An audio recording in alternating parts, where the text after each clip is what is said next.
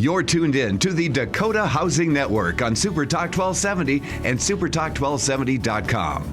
In-depth discussion and analysis of real estate issues nationwide and those issues unique to our area. Our team of experts includes Joe Sheehan, Greg Larson, Dave Floor, Brian Ritter, and a great variety of guests. The Dakota Housing Network begins now on SuperTalk 1270 and SuperTalk1270.com. And welcome to the Dakota Housing Network. I am Greg Larson, your host for today. I am your fat-friendly realtor in the Bismarck-Mandan area. With me is my good friend and quasi-colleague, Dot Frank, from the Bismarck-Mandan Home Builders Association. Well, good morning. How are you? Good. Well, let's jump right into what the interest rates are doing, since that's kind of what we like to do first. I've got the latest information out here from Freddie Mac. Kind of interesting. We're on a decline, sort of. From August and September of last year at 4.25%. Right now, as of June 4th, we're a 30-year fixed rate at 3.87%. Wow. If you don't own a home, get out there and get started. That's pretty phenomenal. Just to throw some perspective into that, years ago, I was talking to my father. He built and bought our family's first home in 1952. What do you suppose his interest rate was? In 1952? 1952. Interest rate for his first house. Gosh. Well, I've heard stories of the interest rates back in the 70s and how they were a lot higher than what we're accustomed to right now, but I have never spoken to someone from back in 1952 about their acquisition costs. So I'm going to... 4.5%. Oh, what the heck? And my first interest rate was 13%. Usually it's the generations benefit more so than the generations that preceded them. But when it comes to mortgages, you kind of were an anomaly. Yeah, well, we got it in the high rate. You know, that's kind of my story of investing, buy low or buy high, sell low. But, these rates are just unheard of low. I mean, across the span of time low. So that's pretty impressive. The bond rates are holding steady, so I don't see these moving real fast. So you're right. If you're looking, if interest rate is your big reason, now is the time. Fixed year, 15 years is 3.08%. A 5 and 1 arm, that means an adjustable rate mortgage that will adjust in 5 years is 2.96, and a 1 year adjustable is 2.59. So those are all good news. Now, Dot, are you hearing that the real estate market is depressed in Bismarck-Mandan and throughout North Dakota? That things are coming down and... No, you have that anecdotal information that you hear from, people out on the streets who say that, well, I'm really seeing a lot of price reductions or price reduce on the advertisements for home sales, or it started out higher and you're seeing it come down. And I would imagine that, you have those cases. But for most people who are familiar with the market, and particularly those who are choosing to work with a realtor, I think they're pricing their homes right. Yep. There's those outliers, but I think we're at a good point in the market when it comes to the Bismarck-Mandan area. Yeah, so let's compare last year to this year, April 2014 to April 2015, closing dates. We are up 10% in number of homes sold in the Bismarck-Mandan area, and I'm talking single-family homes because that's basically what we're concerned about. The trend continues in twin homes, and condos are a little off because there just aren't as many being sold, and then when you get into ag market, it goes all over the place. So we were up 10% in numbers sold. We're up 9% in average list price, 9% in average sold price. Average days on the market is basically the same, 70 to 77, so it's really up 10%. And if you have the information on your list price to sale price, people are getting 98% of their list price on average. That's down 1%. But so the myth that houses are going to crash isn't coming true. Absolutely. And that's comforting information. And I think, you do have the speculation and the speculators out there. But when you look at associations like yourself and ours, the statistics say otherwise. So that's encouraging, particularly the prices, because people get concerned that there's price reductions or the prices are changing, and that's an indicator of doom and gloom to come. But when you're at 98% sales price to list price, that's pretty incredible. Pretty solid. And so my advice to you, if you're one of these guys that wants to buy a home and you're out there saying, well, I'll wait till the prices come down, trust me, you'll be waiting a long time. Year to date, the statistics are the same. One interesting note is the number of units sold is down 12%. That's not unusual. We will be up, I'm sure, by the end of the year, but we are off 12%. However, we are up 6% in the average list price. We are up 6% in the average sold price. Days in the market, 79 to 76, so we're actually going down in how long a house sits in the market, and we're at 98%. So housing market is strong. I'm sure it's strong. If it's strong for realtors, it's strong for home builders in their sales too. So the market is good. 6% is a good, healthy increase. People thought when the oil prices plummeted, so would housing sales. Numbers maybe a little bit, but certainly not prices and growth. So with that, we'll throw away all the numbers and we'll talk about some fun stuff. So how many housing starts are you looking at? You know, when you look at the statistics that we pay close attention to, we really track permit reports from a new home construction perspective. And we really pay particular attention to the Bismarck, Mandan, and Lincoln markets, as well as Burleigh and Morton counties. We always start out slow. Unlike existing homes, we are very weather dependent on whether or not you pull a permit because you can dig a basement. But what we're trending is typical to last year, which is really encouraging because we still have a very healthy, steady, and strong new construction market. If you look at our newsletter that just got published, our June edition, it has permit reports through April 2015. Taking a look at Bismarck, we're down just 2 single-family permits. I mean, those are such nominal numbers that you can make it up in a week with the pace that the builders get out and get into these city halls.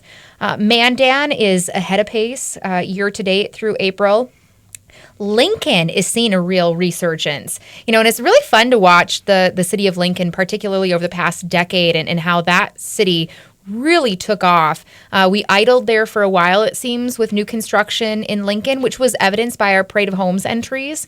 But we had a parade home this past spring, which was really exciting to see. And I think that's going to be a strong market for the local community, the investments that are being made into the community of Lincoln. Out in the counties, those continue to post some strong sales numbers. A lot of people, I think, overlook the county and the county's impact on new construction, but there are plenty of people who are interested in rural residential communities. You drive north on 83 and you'll see that going on. Head out of town in Morton County as well, and you'll see the investments for those rural residential folks. So we do anticipate from a construction perspective on par with the 2014 season. Great. So we're going to head into our first break. Don't tell me a new school doesn't affect houses. Just take a look at Lincoln. Absolutely. We'll be back. Just let me know if you're gonna go. It's 63. Sean Hannity, weekdays at 2, only on Super Talk 1270. And welcome back to the Dakota Housing Network. I am your host, Greg Larson, here with my friend Dot Frank from the Bismarck Mandan Home Builders Association. And we're talking all things realty. And Dot, it's National Home Ownership Month. Woo, easy for me to say. Yeah, quite the mouthful. We celebrate quite a few different designations in the spring. Obviously, it's the start of construction for our industry. And, the one thing that's exciting about June being declared National Home Ownership Month is it really allows both of our associations to celebrate the opportunities that home ownership affords families, individuals, and communities. Our newsletter that just got published that I referenced earlier, the president's column really talks about the impact housing has on a community. And oftentimes we think about the financial impact. So from employment of contractors and subcontractors to taxable sales and purchases to the impact on tax collections for a community through property taxes. One thing, though, that we often overlook, but I think is equally, if not more important, is the social impact that is really kind of tied to housing. There's been a lot of studies that have been conducted that indicate that children raised in a home ownership situation as opposed to a rental situation have a lot of advantages over their peers who are in a rental situation. There's a lot of outside influences also tie into this, but just as a whole, you take a look at the impact that homeownership has on higher test scores, higher graduation rates. One of the statistics is that children who are in a home ownership situation are less likely to be idle at age 20. So they're out there contributing, whether Besides that's that, via if you work own a home, or the boomerang kids can come back. Yes. And so, it's really interesting to take the time and reflect on the power of home ownership. It's exciting. And the one thing that's really, really great about being in the Bismarck-Mandan community is home ownership is accessible. I spent my postgraduate years living in the Twin Cities. Eventually made my way back. It's always sweeter when you're a ways away. So we returned to the Bismarck-Mandan area, and it was an easy sell after I'd left to come back. And part of that influence was taking a look at my peers working in the Twin Cities, who at that time were the ripe old age of 30-something, but they didn't own a home. They didn't own a home. And I, recalled, being at home and having friends and family members and cousins and aunts and uncles who by that age did have a house. In fact, it was probably their second house where they'd had an opportunity to buy early and then move on and up already.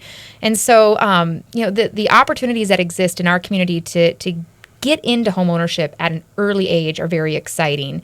And so that's one thing that I hope people pay attention to the interest rates right now. Take advantage of those opportunities. See not only the financial impact it can have on you and your ability to really kind of generate some personal wealth, but provide for an environment that's conducive to some of those great benefits for kids. Yeah, just as we left the last segment, we talked about what a new school will do for a community and home building. We pointed to Lincoln. But boy, we can point to South Mandan, North Bismarck, Northwest Mandan, anything that develops the culture of the community just enhances the lifestyle that people want to have, and you can see it all the time.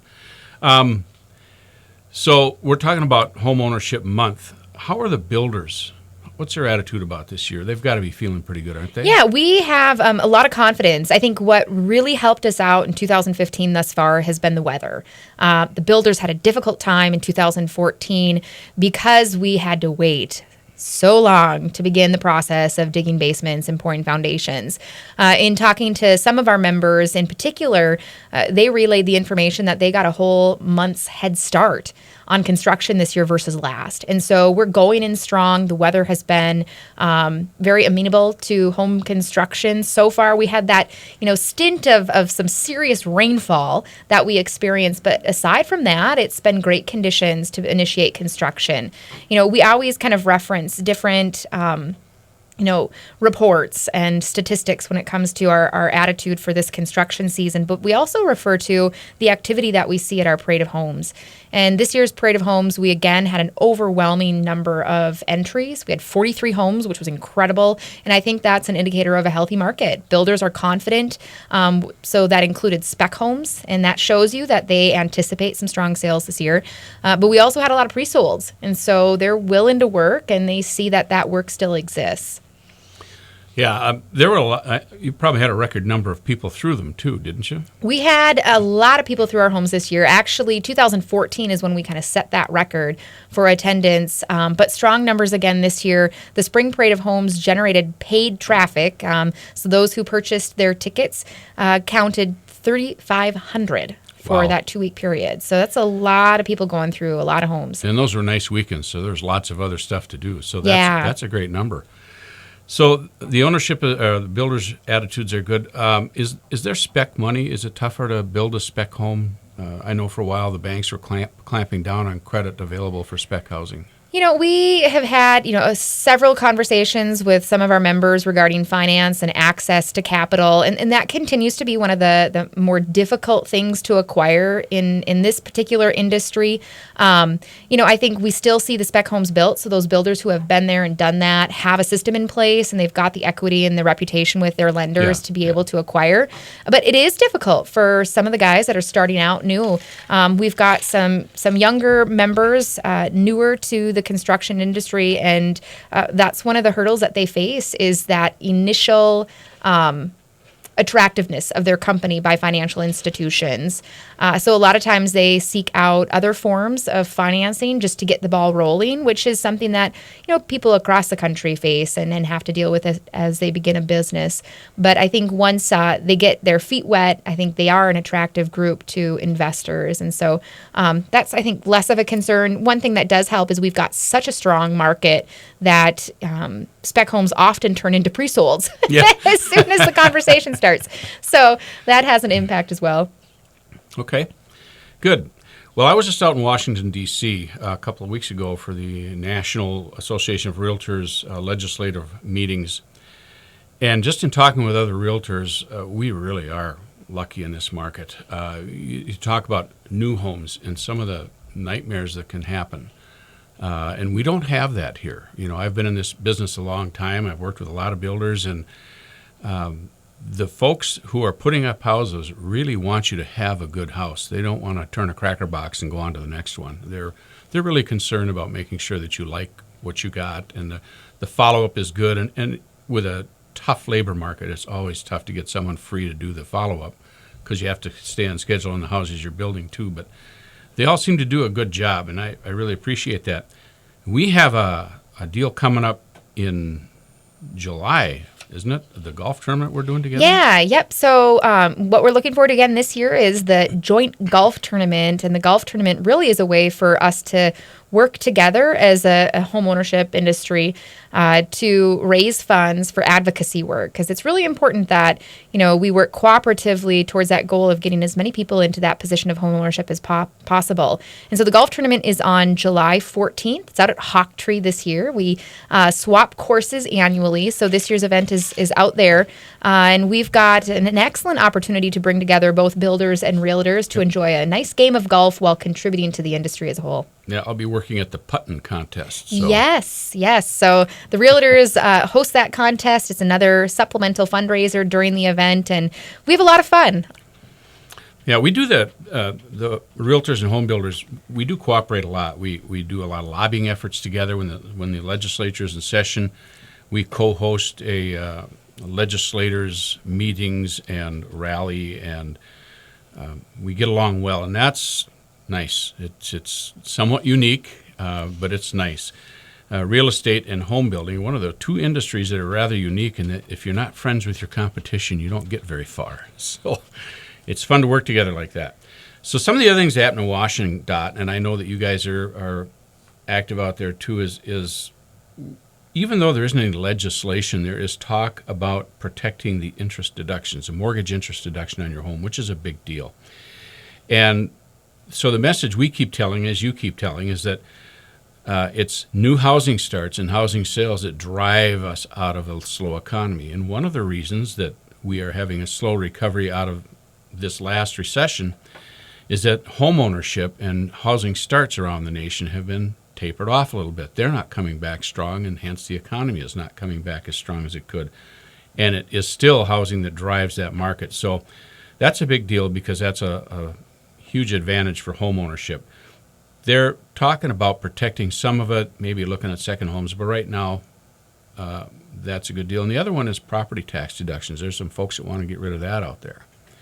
And that just turns into double taxes. That's being taxed on your tax, and that doesn't seem right either. So those are big deals there. And, out in Washington, what are your issues that you're dealing besides that? Yeah, I mean, the National Home Builders Association really is the arm that tracks anything on a federal perspective for us, and they are actively engaged. In fact, on an annual basis, we get information from NAHB that really showcases the impact that advocacy has on our industry. In fact, in 2014, because of the advocacy victories that were celebrated by our National Association, on average, our builders saved $6,882 per per housing start.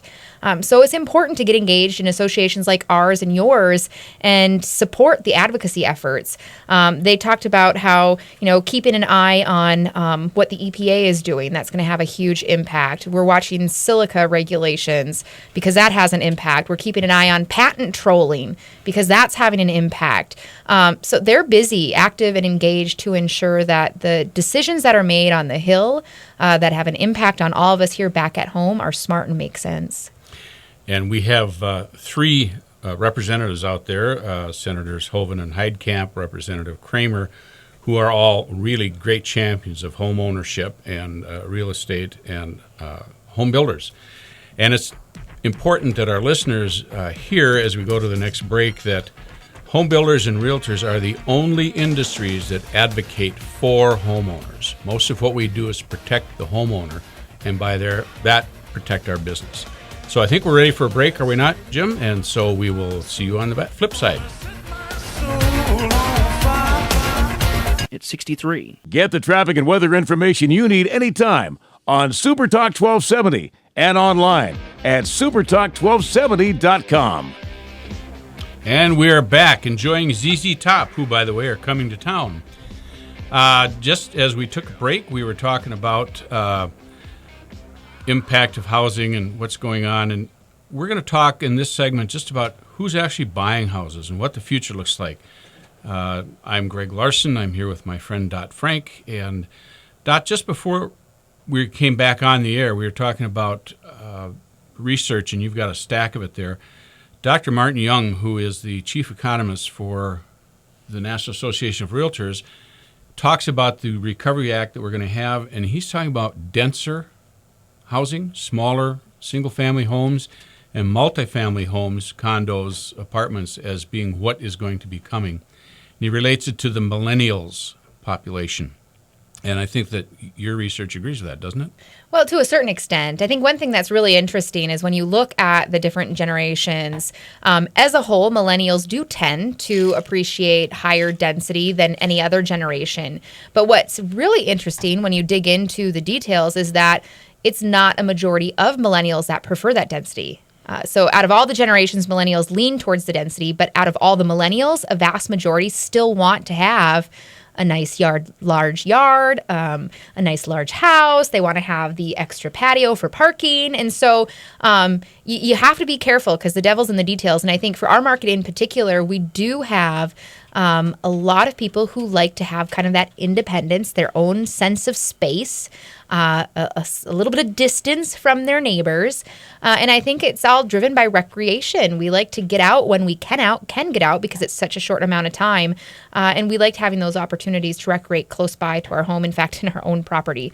And so there are those statistics and trends. One thing that's interesting, though, with millennials and the research that NAHB has done is that a lot of their decisions are really determined by their current financial restrictions. Yeah, exactly. Millennials are strapped with a lot of debt when they get into their first home purchase, and they are more cognizant than any other generation about their finances and its impact on acquisition of homes, which I think is really encouraging. So when you're thinking about millennials, they're not out, throwing $100 bills like it's no business. They're paying attention to what they can afford and how that money works in those situations. And so as a result of them kind of being strapped for cash to begin with, and the tightening of financial availability by the mortgage markets, they're tending to drive purchases of smaller homes.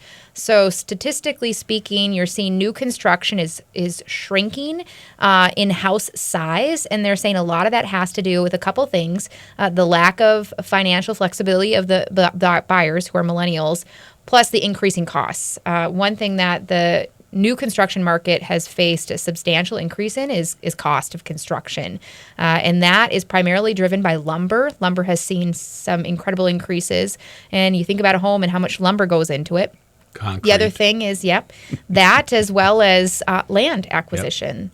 Lots are very hard to come by, which increases demand, which increases prices. And because of that price on a lot, you can't get as much lot for the money, so that's tending to shrink the footprint overall. So it's some interesting dynamics that are going on, but it's playing into each other. When you think about that, millennials kind of like to have a little bit smaller footprint, with the way that the market is turning, it's leading to the production of homes that suit that demographic. Yep. And a lot of the national statistics push larger metro areas, of course. People live in North Dakota because they like the space. Absolutely. They like that. But there will be some that want to develop downtown. That actually goes right along with what we're seeing in real estate, as we call it price compression. We don't see real low-end houses and we don't see real high-end houses. The dollar prices of houses are coming together, up from the bottom and down from the top. I think we'll see some more of that. So the recreation is a big deal, and that develops what happens, how a town develops and that sort of thing.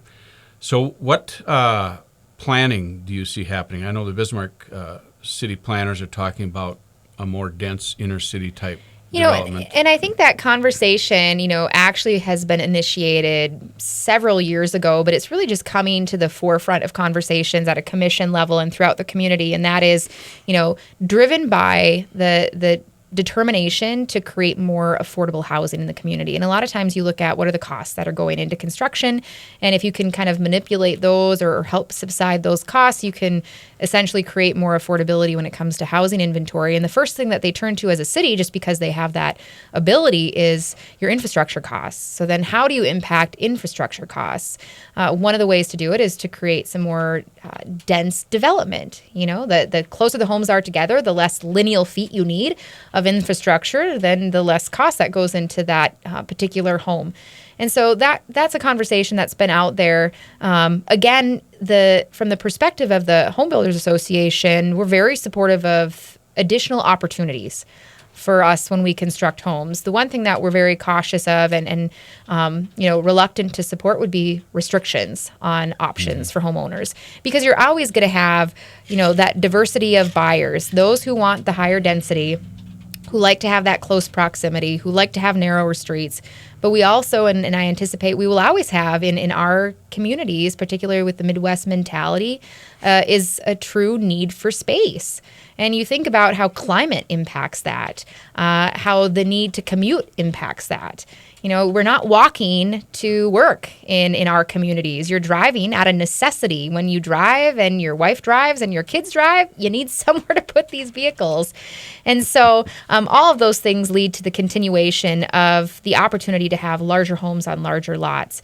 But I think it's good to engage in those discussions and offer that availability. One thing that they're looking at is not only tighter density, narrower streets, they're looking at some unique things that we saw decades ago, particularly in the city of Mandan, and that's 2 homes on 1 lot, kind of doubling up. They're calling it kind of granny flat concepts. So that's kind of a unique perspective. What will be interesting to see is how many people take advantage of that. Yeah, and of course the large increase in twin homes, 2 homes sharing a common wall on a lot and a half. And we're seeing a lot more of that, and those sales are strong. I think that's going to continue as well. I also note that Bismarck and Mandan both are putting a lot of parks and walkways and things into the residential areas. And now new developments have to have so much park space, that it's done. And I think that's a good thing. I think that's a nice way to keep a more rural setting to an inner city thing. And, we've got all kinds of bike paths and stuff. And the minute it's above 60 and the sun thinks about coming out, those places are crowded. So it creates a great quality of life. So we're talking about affordable housing and what kind of things we can do with that. And of course, entry-level homes are tough and are going to stay tough. Last week we talked with the North Dakota Housing Finance and their HIF program, which is granting some equity to builders that are building apartments. There's some stuff we're looking at for affordable housing, too, in single families.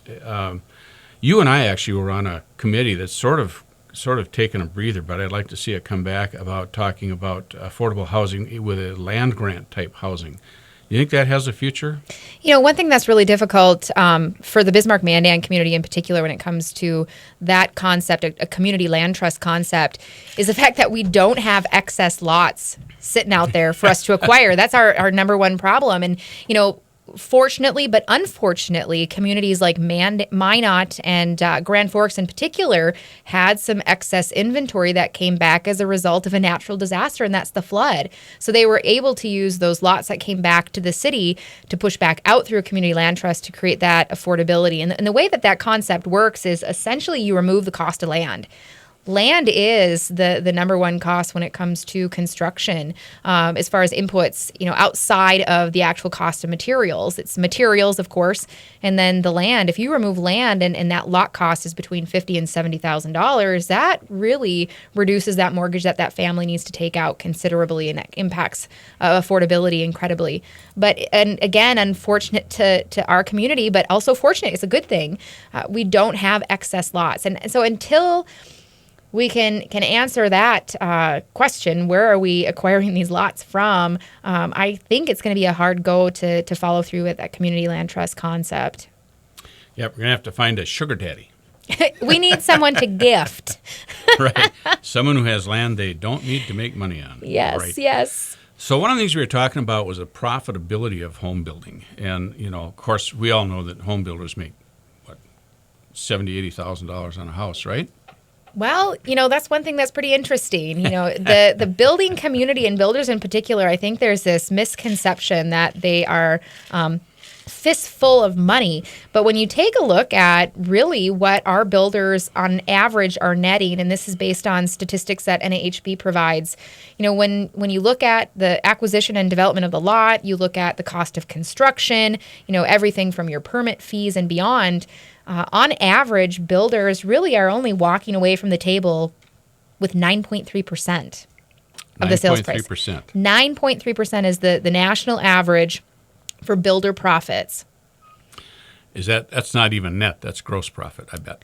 Yes. And so after they pay their taxes and things, when I was in the business, if you could walk away with 3%, you had a great year. Mm-hmm. So that's the deal.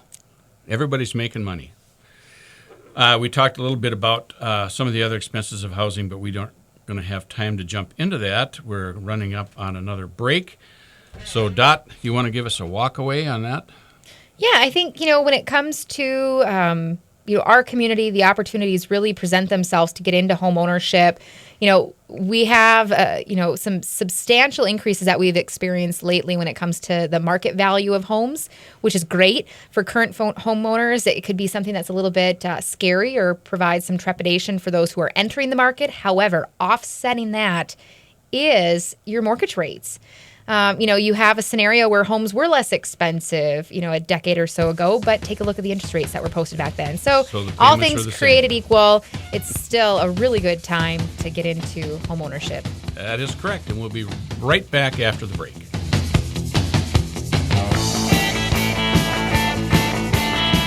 It's 63. Get the app called Radio Pup for your iPhone and take us everywhere you go. Bismarck and Mandan's own Super Talk 1270. And we're back with the Dakota Housing Network. I'm Greg Larson with my friend Dot Frank. We're here for our final segment, and Dot, we want to talk about Mandan. We want to talk about what's going on in Mandan. Got some big things coming up, and we want to relate to all that, how that will affect the quality of the Mandan housing market and the quality of life in Mandan. So Mandan's got a vote coming up. We do, and kind of an interesting news to note as of late. The Bismarck-Mandan Board of Realtors wrote a letter of support of the project or the initiative, and that initiative includes a request to voters that will take place next Tuesday already. And the question in front of Mandan residents would be, would they support a 0.75% sales tax to help fund a sports complex? And a nice sports A complex. very nice sports complex. This is a long time coming, I think, for the community of Mandan. We tend to be a conservative, hardworking core of individuals who makes do, but it's gotten to the point with the current facilities where making do just is not making sense from a financial perspective in particular. And what's really driving this have been several years of conversation. This isn't a new topic that's come to the table. What is coming to the table, though, is the decision, because it's gotten to that point where we need to decide to invest in our community and those who not only reside here now, but are contemplating moving to the city of Mandan. You take a look at what prompted this. A lot of it has to do with the All Seasons Arena. Right now, it needs to have a chiller replaced. That chiller comes to the tune of $1 million. You add the concrete and infrastructure for the piping that provides the chilling system for the sheet of ice. That's another $500,000. On top of that, we've got Ferris Field that continues to battle drainage issues, and that's another $4.5 million to address that. All of these add up to a substantial amount of money where you begin to really think, do we put money into the repair or do we investigate options to replace?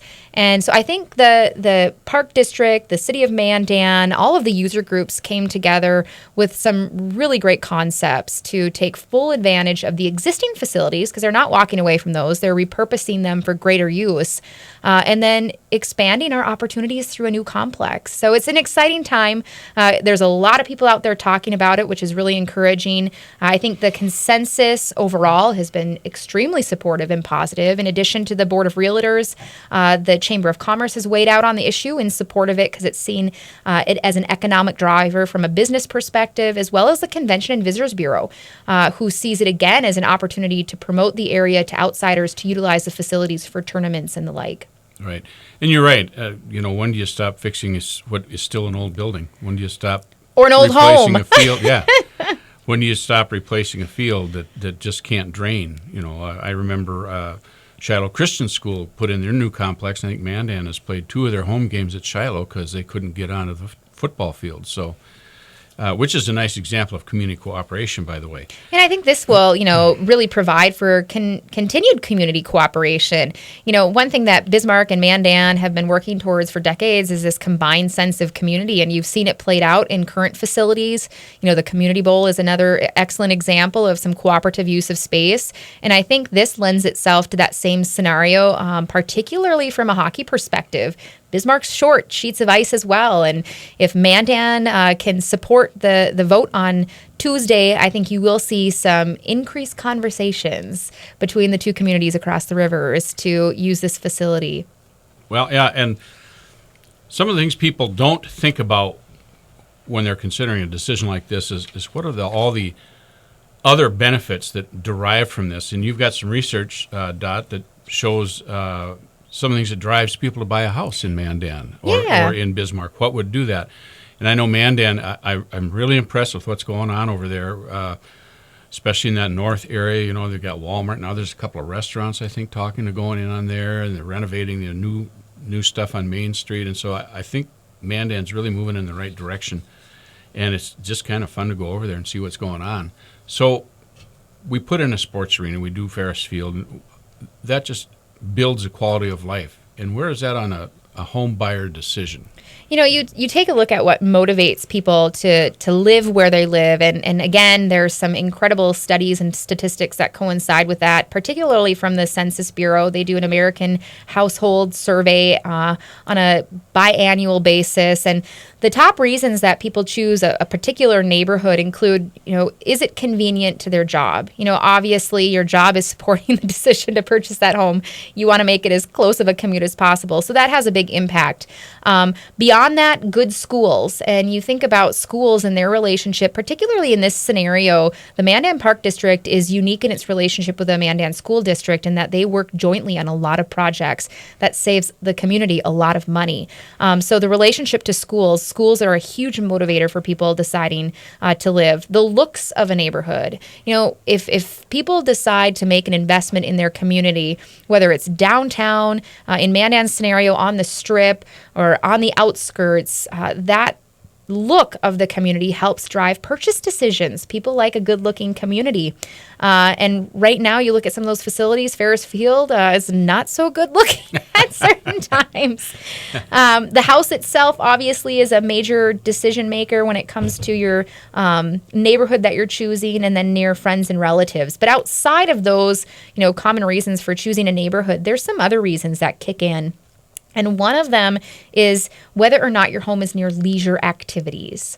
When you look at the statistics tied to the influence of leisure activities on homeownership, it's pretty impressive. Not only the impact that has on the decision and the considerations that are made on living somewhere because of access to leisure activities, but when you break it down by region, this is where things get really exciting. You look at the Northeast, Midwest, Southwest as those regions. In the Midwest, we have the highest concentration of people who are influenced by leisure activities and proximity to them. I think a lot of it has to do with our climate. We don't get to go out in the front yard always to play year round, so you want to look somewhere to head inside during those days of inclement weather, and that's why those facilities like a sports complex are so important. Like the investment that the YMCA is making along with Sanford are so important, is because of the nature of our environment. I agree with that. And, I deal with clients who come from out of town. The things they comment about, the things that impress them about the Bismarck-Mandan area is not, I think in our area, actually, the commute to the job is not number one because it's not tough to get to work anywhere here. I think schools are important, and I think leisure activity might tuck itself right under that. The things they say is, wow, I can't believe you have so many golf courses. Or, really, why do you have all these bike paths? And that's the stuff they notice, and it's the thing that becomes attractive. So, when you come into town, you have nice, good, clean, good-looking facilities. It helps. And I think in this area, leisure is probably a bigger deal than anything else. And the upside of that is then that's where they buy their house, so that's where they pay their property taxes. It's where they do their close-in shopping, and it's getting easier and easier to do close-in shopping in Mandan. That it has, that all that stuff is coming. And so I think, the upside is Mandan is going to get a nice upsurge in property taxes, in sales taxes, and in just use of the city. I think it's going to be a great thing. One thing that is something that, people who are making an investment of this nature also look towards is not only how it's going to have an immediate impact on the community, but you always need to forecast out the impact of a facility of this nature. It comes with a $22 million price tag, which is hefty when you consider it. But when you consider the longevity of the facility, it's really not that bad. I mean, this is a structure that's going to last, a lifetime for some people. But one thing I think that gets really interesting when it comes to investments like this, and when you think about the future of a community, we have to think about millennials.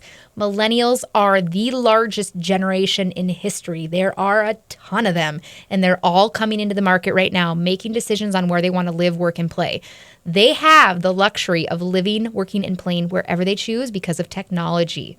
I could be working right here in Mandan for a company that's located in Detroit. Piece of cake. So when they're making those decisions, what is driving it? And it's recreational opportunities. It's the aesthetics of a community. And so this is something that when we're considering who is going to be making these buying decisions when it comes to homeownership, it's millennials. What do millennials want? Millennials want this type of an investment by a community. Yeah, I agree. And you have to be real forward-looking. The research into millennials is just coming out, and you're right, there are a lot of home buyers, and they're good money earners. Well, millennials have parents, grandparents, aunts, and uncles who also participate in events and activities. So as these millennials are entering the market, they're beginning to populate our communities with children. Grandmas and grandpas will make good use of this facility as well when they're cheering on their kids and grandchildren. So the impact is profound. But really, when you think about the future of the community, you think about what is going to sustain us and attract that additional investment into our community. And I think this is one of those things that can do that. Okay, that's great. I think Mandan is I'm kind of a Mandan cheerleader. I don't live in Mandan. I live south of Bismarck. You live in Mandan. I do, yes. But I really like what I see in Mandan. I think they've got a lot of things going for them. They've got some issues they need to address, but doesn't everybody? So we're moving in the right direction. I think where are we at, Jim? Are we about there? About 1 minute. About 1 minute. Tell me the last thing you want me to know, Dot. Gosh, I just think that, what I'd like listeners to remember is that there are incredible resources available to them. We talked about technology. One of the benefits of technology is you can put your fingertips on just about anything. When it comes to the statistics that we shared today, a lot of that information is available at nahb.org. When it comes to, homes, home ownership, we provide a lot of resources. How are you making your decision to buy? What do you look for in a contractor? Financing 101. All of that information is available on our website, and I know that the Board of Realtors has the same types of information. One tool that I find incredibly helpful on your site when you're looking at the real estate listings on the MLS is the calculators. So take a look at what's happening in the market. If you have an opportunity to act on homeownership, do so. There's lots of benefits that come along with it. Okay, thanks, Dot, for being here. Thank you for listening, and we'll catch you next time. Thank you.